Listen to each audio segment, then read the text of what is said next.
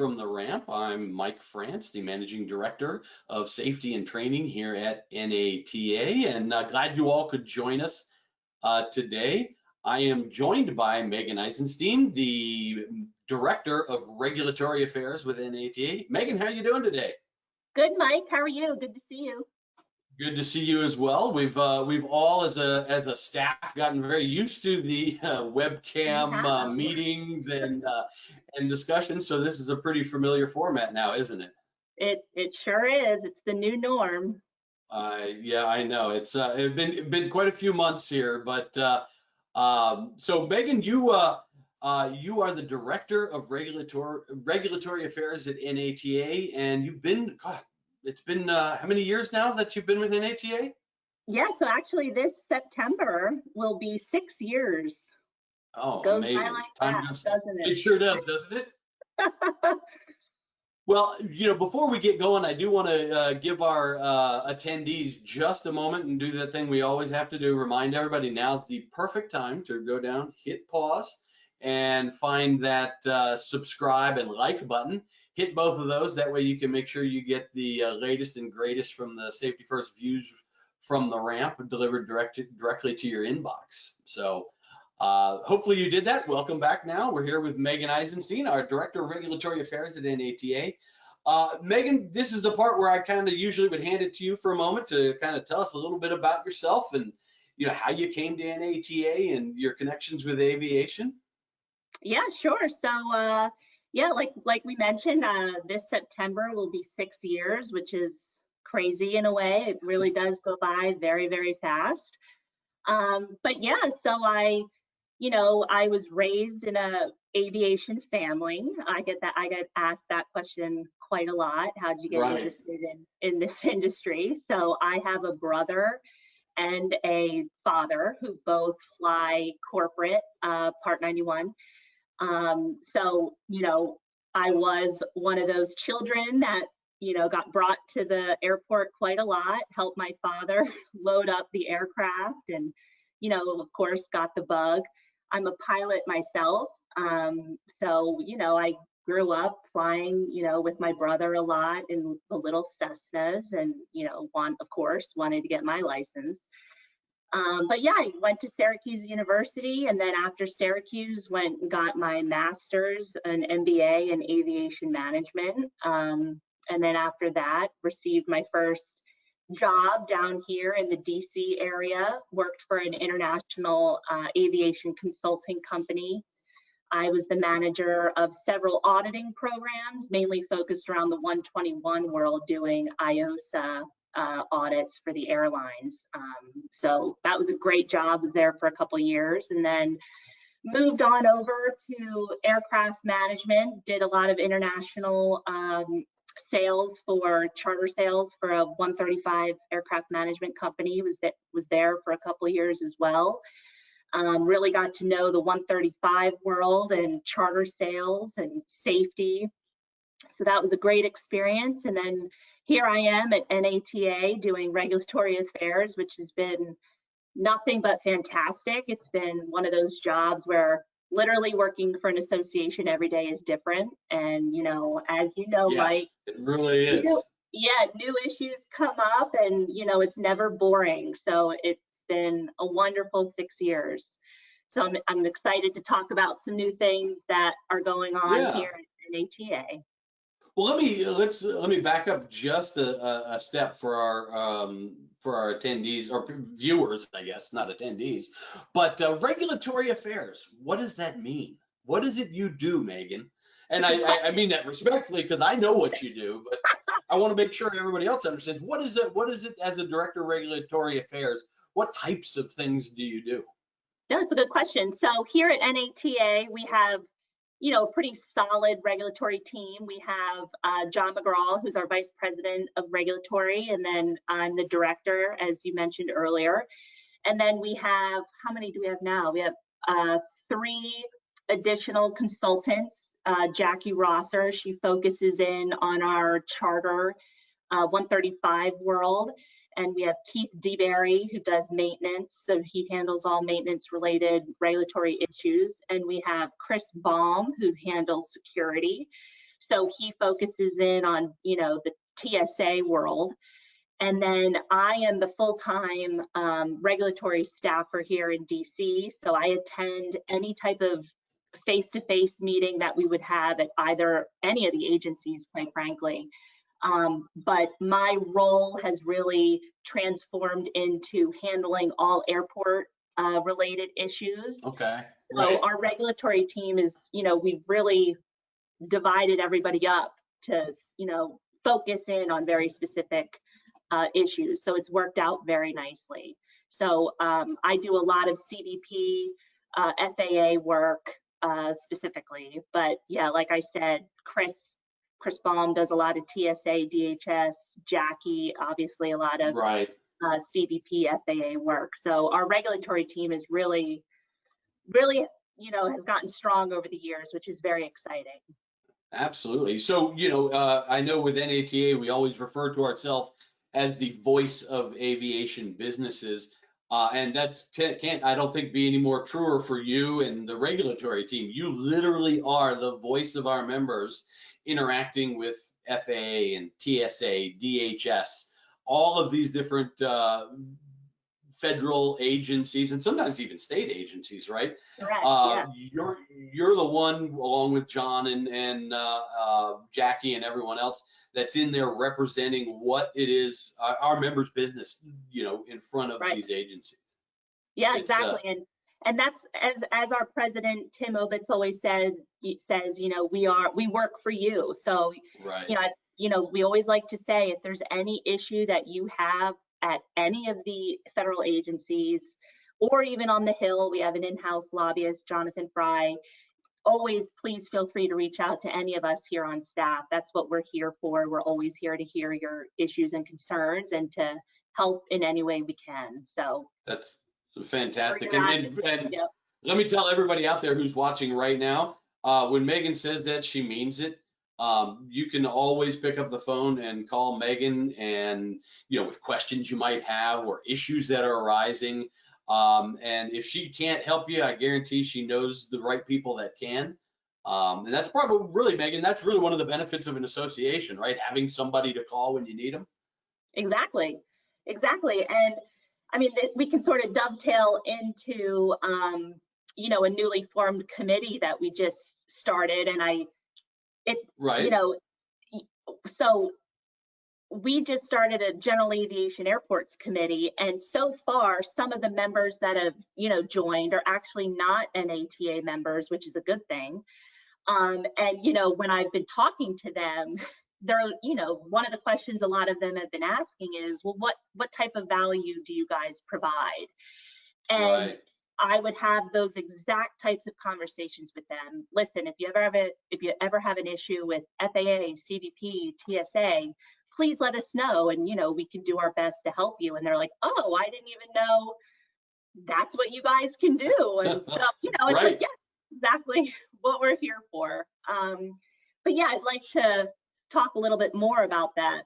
Well, that's what I was going to say. That was the perfect segue, because my first question here for you was, I hear about starting 2 new committees with NATA, so you've already built the segue in. So why don't you tell us a little bit about these 2 new committees that are starting up, and what they mean? Maybe there's some attendees out there or people viewing out there who might want to join. Yeah, of course. So our first one that we just started, we issued a press release mid-August. We formed a General Aviation Airports Committee. Okay. And as of right now, NATA represents over 300 general aviation airports, including roughly around 100 airport-sponsored FBOs. So we've been hearing from our members throughout, quite frankly, over the past year or so that, these types of members, there's a lot of issues impacting general aviation airports, and they need an advocate. Right. So our board really thought, hey, we should really start up a GA Airports Committee and really help these stakeholders address their issues. So we actually had our first meeting on August 6th, and that was only scheduled for an hour. It was really just to get everybody to know each other. And like I said, a lot of them were not NATA members, so they weren't really familiar with the association. and how committees work. So we really just went over a lot of administrative issues, but it was a good, forum for everybody to get, to introduce themselves and talk about what types of issues they're dealing with. So like I said, it's a really good forum, and it really allows NATA to highlight the valuable services and jobs that the business aviation industry provides to communities. And right now we have 2 co-chairs for the General Aviation Airports Committee. We have Laura Kaufman, she's the Associate Director down at Greenville in South Carolina, and Ben Harrison, he's the General Manager at Coleman in Alabama. So we're super excited. So, if anyone's listening out there that would like to participate on this committee, please reach out. We'd love to have you. And, hopefully we have a meeting in a couple months from now. Awesome. Yeah, that's fantastic. I know from a safety first side, we are getting more and more GA airports that do provide some level of ground handling service are turning to safety first and saying, we want to enhance and standardize our training and operations. It's fantastic to see that on the other side of the house from the operations of the airport that, NATA and you and the committee are stepping up to make sure that GA airports have a place to turn when it comes to operations and getting answers and just knowing that they have some support out there. Exactly. Yeah. So what's there's another committee too, right? That's not the only one. That sounds like what you just described sounds like a full-time job, but that's not, is it? You've got even more. What's this other committee you're working on now? Yeah. So we're super excited. There's another one that we just recently announced in last month in July. NATA, we've formed an environment committee, and this has been a long time coming.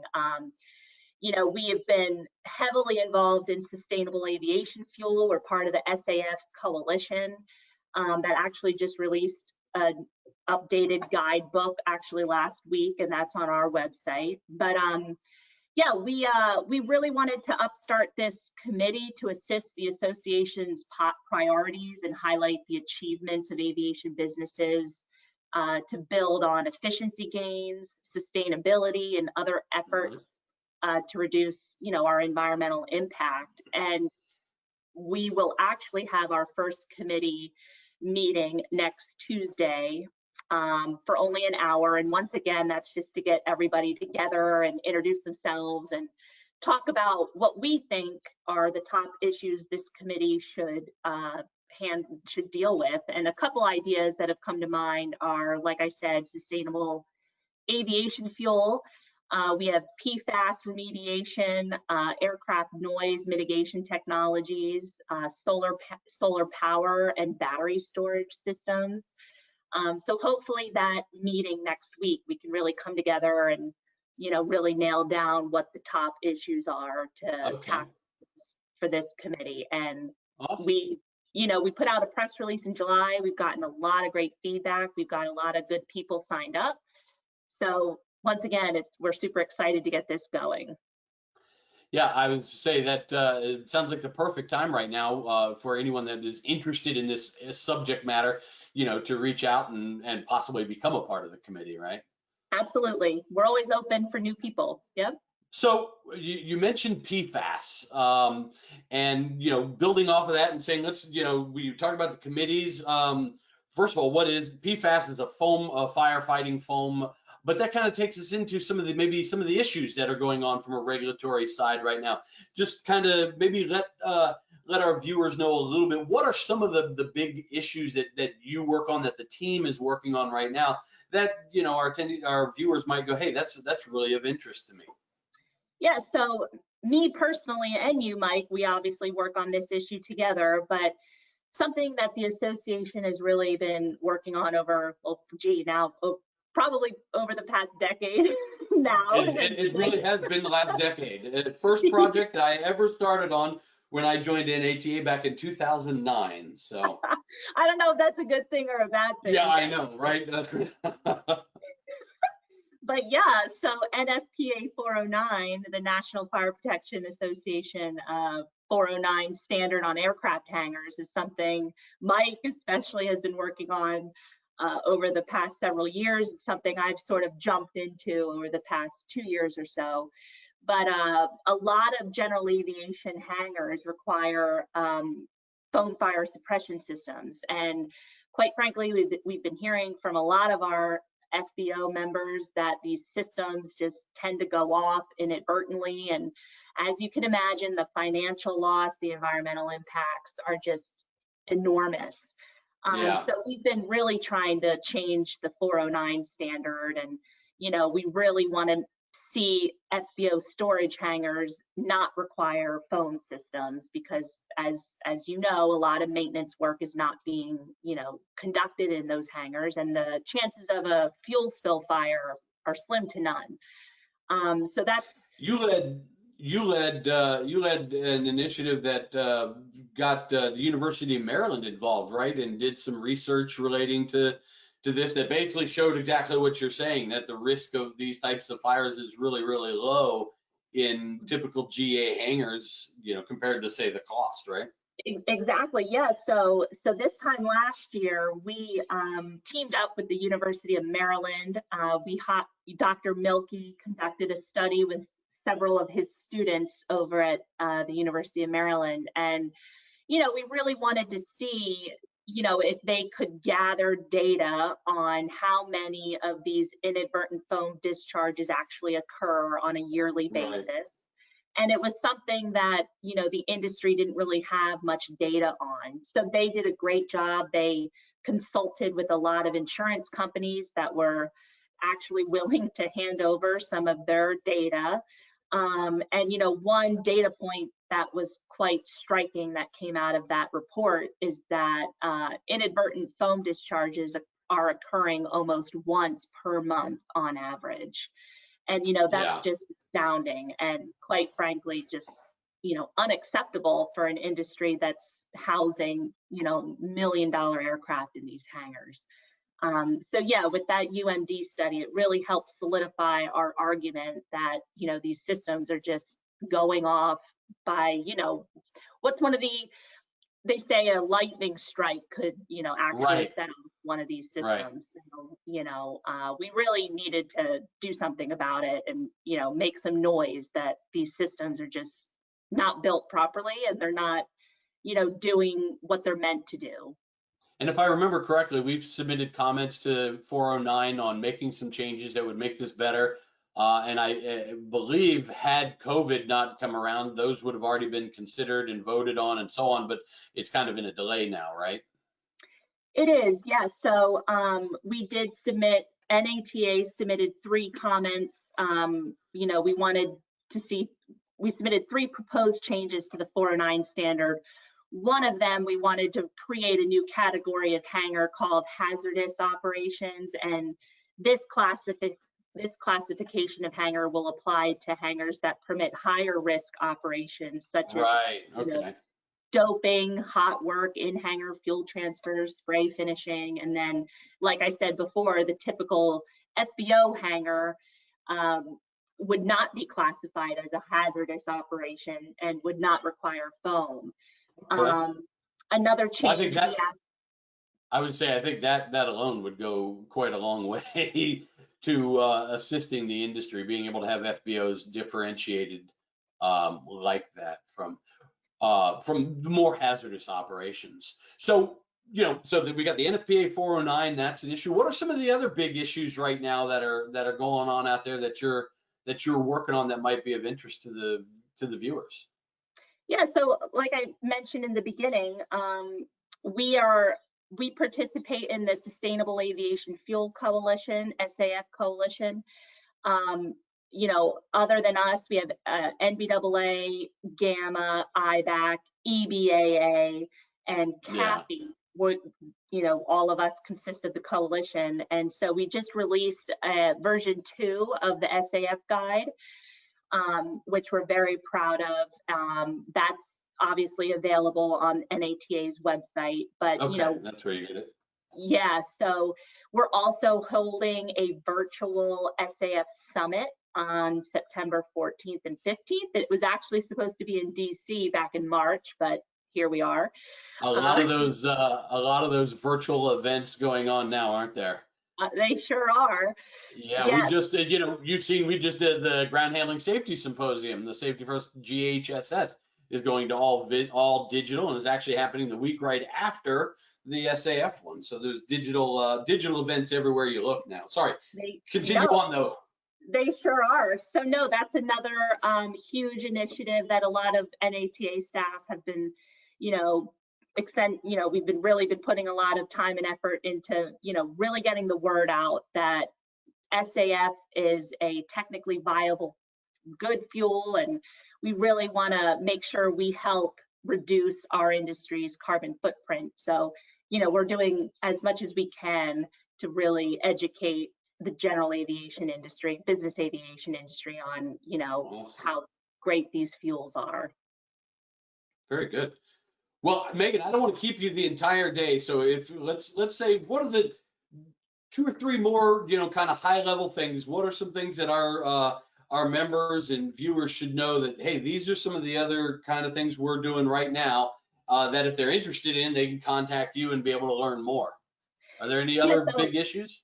Since I'm into airports, I hope, our viewers have at least read about our recent General Aviation Advancing America initiative.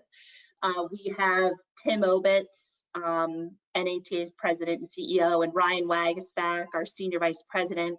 They are literally traveling the country, going, to very rural, sometimes GA airports, and really just trying to, bring local media and local economic developers around and really have a conversation on how valuable these airports are to the community and how much, great jobs they provide.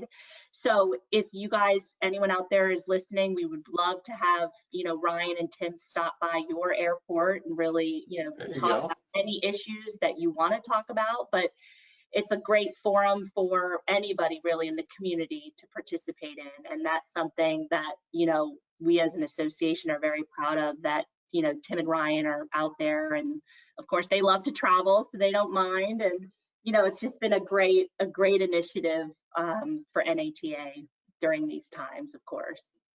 Awesome. Very good. Well, Megan, I want to thank you for taking some time to join us today for this episode. And if it's okay with you, I'd like to share your email address with our viewers. That way, if anybody needs to contact you, they know how. Is that all right with you? Of course, absolutely. And now, right now, through the magic of post-production, it's going to appear right there next to me. There it is. And so to our viewers, thanks again for joining us on Safety First Views from the Ramp. Remember, hit like, hit follow, that way, or subscribe, that way you get the latest edition. Megan, thank you very much for all the hard work you do on behalf of the industry and our members. And just really thank you for the time today. Thank you, Mike. It's been a pleasure as always.